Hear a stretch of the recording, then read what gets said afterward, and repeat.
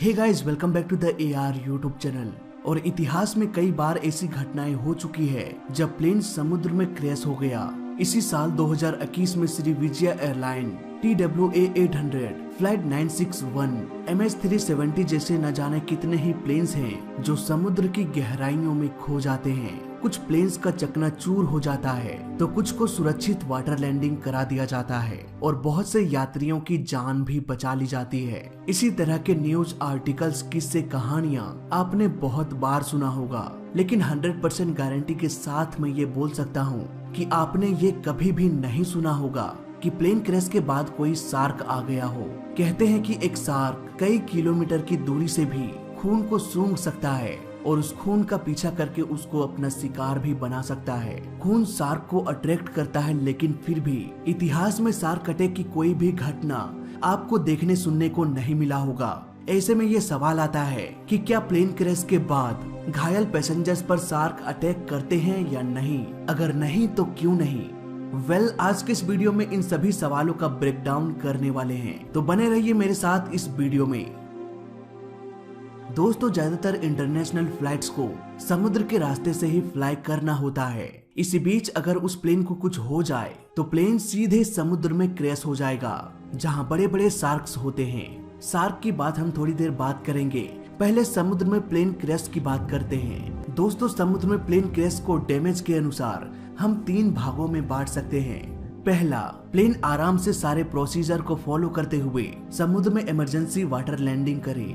दूसरा, plane out of control हो जाए और तेजी से समुद्र में टकरा जाए। तीसरा और आखिरी कंडीशन, समुद्र के ऊपर ही हवा में प्लेन के टुकड़े टुकड़े हो जाए। इन तीनों कंडीशंस में प्लेन समुद्र में क्रैश हो जाएगा। बात करते हैं पहले कंडीशन की, जब प्लेन वाटर लैंडिंग करे। तो सपोज हमारा AR एयरलाइन समुद्र के ऊपर उड़ान भर रहा है, तभी दोनों इंजन फेल हो जाता है। प्लेन का कैप्टन AR भाई यानी कि मैं तुरंत ही ATC को मेडे कॉल करता हूँ और पूछता हूँ कि क्या आसपास कोई एयरपोर्ट है जहाँ पर हम लैंड कर सके। शायद मेरा किस्मत खराब था, इसलिए मुझे कोई भी एयरपोर्ट नहीं मिला। अब मेरे पास सिर्फ एक ही ऑप्शन बच जाता है, प्लेन को समुद्र में ही लैंड कराने का। अब क्योंकि मैं पहले भी एक वीडियो बना चुका हूँ कि कैसे एक प्लेन को वाटर लैंडिंग कराया जाए, इसीलिए मुझे वाटर लैंडिंग का सारा प्रोसेस पता है। अगर आपने वो वीडियो नहीं देखा है तो लिंक मिलेगा डिस्क्रिप्शन में। मेरा प्लेन लगभग 25,000 फीट के एल्टीट्यूड में है। यहाँ पर मैं इंजन को रीस्टार्ट करने की कोशिश करूंगा। अगर फिर भी इंजन स्टार्ट नहीं होता तो फ्यूल सप्लाई को रोकना पड़ेगा ताकि इंजन में आग ना लगे। यहाँ पर प्लेन के पिछले भाग में लगा APU प्लेन में इलेक्ट्रिसिटी सप्लाई करता रहेगा और इसी इलेक्ट्रिसिटी की वजह से मैं प्लेन को आसानी से कंट्रोल भी कर सकता हूँ। यहाँ पर प्लेन के एल्टीट्यूड और प्लेन के नीचे आने की रफ्तार के अनुसार आसानी से ये पता लगाया जा सकता है कि प्लेन कितना दूर आगे जाके क्रैश होने वाला है। यहाँ पर हमें ये भी ध्यान देना है कि प्लेन को उस डायरेक्शन में ले जाया जाए जिधर से रेस्क्यू टीम जल्दी से जल्दी पहुंच सके। नाव टैंक में भरे फ्यूल में प्लेन क्रैश के बाद आग भी लग सकती है और इतिहास गवाह है कि प्लेन क्रैश से जितने लोगों की मौत नहीं होती, उससे अधिक तो आग में जलने से हो जाती है। इसीलिए जल्द से जल्द प्लेन के टैंक में भरे फ्यूल को हवा में ही डंप करना पड़ेगा। धीरे धीरे हमारा प्लेन नीचे आता जाएगा। यहाँ पर हमें कोशिश करना है कि जितना हो सके प्लेन के स्पीड को कम से कम रखना है ताकि प्लेन का इम्पैक्ट कम से कम हो। लैंडिंग गियर को भी क्लोज रखना है ताकि फ्रिक्शन कम से कम हो और पानी लैंडिंग गियर के जरिए ऊपर ना आए। सो फाइनली हमने प्लेन को वाटर लैंडिंग करा दिया और मेरे साथ साथ मेरे सारे सब्सक्राइबर्स अब सुरक्षित हैं। अच्छा हुआ हमने पहले ही फ्यूल टैंक को खाली कर दिया था। इस खाली टैंक में अब हवा भर चुकी है। प्लेन के टैंक में भरी ये हवा एक बलून का काम करेगी और प्लेन को पानी में डूबने से बचा के रखेगा। इसके अलावा प्लेन में राफ्ट होता है। अगर प्लेन में पानी भरने लगे और तब तक रेस्क्यू टीम भी नहीं आते तो ऐसे में घायलों को, औरतों, बच्चों को या जिन्हें तैरना नहीं आता, उनके लिए राफ्ट बहुत यूजफुल हो सकता है। इस राफ्ट में मेडिकल किट और कुछ खाने पीने का सामान भी होता है। क्या ये सभी यात्रियों के लिए होता है? इसमें खाने पीने का सामान कितना होता है? दोस्तों, ये सब कुछ डिपेंड करता है कि आप कितने प्रीमियम प्लेन में फ्लाई कर रहे हैं और एयरलाइन कंपनी अपने पैसेंजर्स के सेफ्टी के लिए कितना सोचते हैं। सो फाइनली अब बात करते हैं कि अगर ऐसे कंडीशन में शार्क आ जाए तब क्या होगा। दोस्तों ये समुद्र बहुत विशाल है और ये बिल्कुल भी जरूरी नहीं है कि प्लेन उसी जगह क्रैश या वाटर लैंडिंग करे जहां पर ढेर सारे शार्क मौजूद हो। अगर शार्क आसपास मौजूद भी हो और घायलों के ब्लड को सूंघते हुए वो घटना स्थल पर पहुंच भी जाए, तब भी वो शार्क किसी पर हमला नहीं करेगा, क्योंकि पैसेंजर्स तो राफ्ट में सुरक्षित हैं और बचे कुछ लोग प्लेन में हैं। इसके अलावा 1-2 घंटे के अंदर ही रेस्क्यू टीम घटना स्थल पर पहुंच ही जाएंगे। शार्क का एक फैक्ट ये भी है कि वो नॉर्मली इंसानों पर अटैक नहीं करते। शार्क अपने से छोटे मछलियों का ही शिकार करना पसंद करते हैं। पर ये तो हुई बात वाटर लैंडिंग की, जहां सारे पैसेंजर्स या तो प्लेन में थे या फिर राफ्ट में। क्या हो अगर एक प्लेन ठीक से वाटर लैंडिंग ना कर सके और प्लेन समुद्र से टकरा के टुकड़े टुकड़े हो जाए। ऐसे में प्लेन में बैठा हर एक शख्स घायल हो जाएगा। प्लेन के मलबे के साथ साथ घायल पैसेंजर्स भी समुद्र में तैरता हुआ दिखाई देगा। कुछ पल के लिए ही सही, पर नीला समुद्र खून से लाल दिखाई देने लगेगा। इस तरह के प्लेन क्रैश में शार्क्स अटैक क्यों नहीं करते? ये तो कई किलोमीटर दूर से खून को सूंघ सकते हैं, फिर भी आज तक हमने ऐसा क्यों नहीं सुना कि प्लेन क्रैश के बाद शार्क ने अटैक कर दिया। दोस्तों सपोज मेरा प्लेन किसी वजह से आउट ऑफ कंट्रोल हो गया।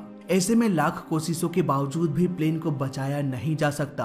क्रैश से पहले जल्दी से जल्दी एटीसी को मेडे कॉल करना पड़ेगा ताकि वो जल्दी से रेस्क्यू टीम को भेज सके। ऐसे केस में प्लेन के गिरने की रफ्तार बहुत अधिक होती है।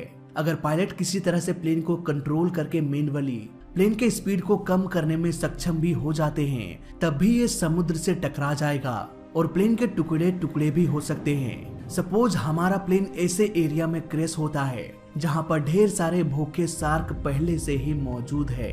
अगर आपको लगता है कि घायल पैसेंजर्स की तो सामत आ गई, शार्क तो अब अटैक करके सबको खा जाएगा, तो यहाँ पर आपका ऐसा सोचना बिल्कुल भी गलत है। दोस्तों एक विशाल प्लेन जब तेजी से समुद्र में टकराएगा तो उसका इम्पैक्ट इतना तेज होगा कि उस टकराव की वजह से सभी शार्क डर के दूर भाग जाएगा।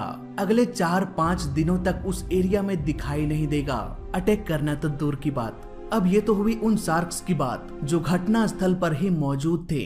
मान लेते हैं कि कुछ ऐसे भी शार्क थे जो घटना स्थल से लगभग 50 किलोमीटर के दायरे में थे। शार्क को इतनी दूरी तक प्लेन का इम्पैक्ट नहीं पड़ने वाला, इसलिए दूर के शार्क को डरने की जरूरत नहीं है, बल्कि इसके उलट वो सारे शार्क खून को सूंघते हुए आसानी से घटना स्थल पर पहुंच सकता है। इतने सारे शार्क बस एक पल में सभी पैसेंजर्स का सफाया कर सकते हैं, लेकिन डरने की जरूरत नहीं है, क्योंकि यहाँ पर 99.99% चांसेस है कि वो शार्क कभी भी अटैक नहीं करेगा, चाहे वो भूखे ही क्यों ना हो। पर ऐसा क्यों? दोस्तों जब मेरा प्लेन आउट ऑफ कंट्रोल हो चुका था, तब मेरा पूरा ध्यान प्लेन को कंट्रोल करने में ही था। इसके अलावा मुझे एटीसी को मेडे कॉल भी करना था, लेकिन प्लेन के टैंक में भरे लाखों गैलन फ्यूल जस के तस पड़ा हुआ था और क्रैश के बाद समुद्र के पानी में सिर्फ पैसेंजर्स का खून ही नहीं बल्कि जेट फ्यूल भी मिक्स हो चुका था। और मुझे नहीं लगता कि जेट फ्यूल शार्क को टेस्टी लगेगा। चावल के साथ दाल सब्जी ही अच्छा लगता है, ना कि केरोसिन। खून शार्क को अट्रैक्ट तो करेगा, लेकिन जेट फ्यूल उसे दूर भगाने का ही काम करेगा। अगर प्लेन क्रैश होते समय प्लेन के टैंक में फ्यूल ना भी हो, तब भी इसके हाइड्रोलिक सिस्टम में काफी हाइड्रोलिक ऑयल होता है जो शार्क को दूर भगाने के लिए काफी है। इवन शार्क तो उस एरिया में जाना पसंद भी नहीं करेगा जहां पर प्लेन क्रैश हुआ हो या फिर किसी तरह का फ्यूल पानी में मिला हुआ हो। ऐसे में कोई शार्क अटैक हो जाए ये तो भूल ही जाओ। अब लास्ट कंडीशन आता है कि अगर प्लेन हवा में ब्लास्ट हो जाए, किसी तरह का स्ट्रक्चरल फेलियर या फिर हवा में ही प्लेन का चकनाचूर हो जाए। फॉर एग्जाम्पल अलोहा का रूफ उखड़ जाने के बाद एक फ्लाइट अटेंडेंट प्लेन से बाहर समुद्र में कहीं गिर गई थी, दोबारा वो कहीं नहीं मिली।